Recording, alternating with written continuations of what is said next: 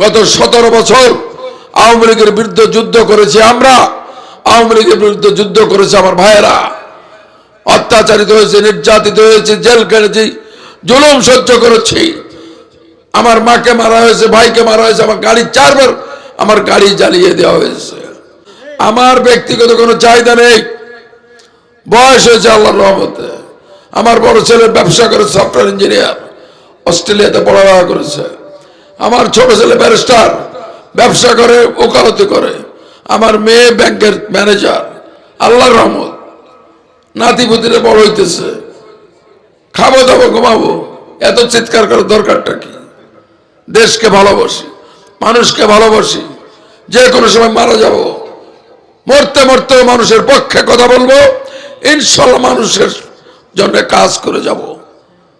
আমি যদি এই এলাকা আওয়ামী লীগ করতাম তাহলে আমার কোনো সমস্যা হইতো? আমরা ফরিদপুরের লোক, বিশেষ করে বলমারি, মধুখালী, আলফানগর লোক আওয়ামী লীগ করি না, সেটাই আমাদের একটা বিরাট স্লোগান। আমরা আওয়ামী লীগ করলে সমস্যা হইতো কেন? তোমাদেরও হইতো না, হইতো? তোমরা আওয়ামী লীগ করো নাই, এটাই তোমাদের বড় ক্রেডিট। তোমরা হচ্ছে বিএনপির প্রকৃত সৈনিক।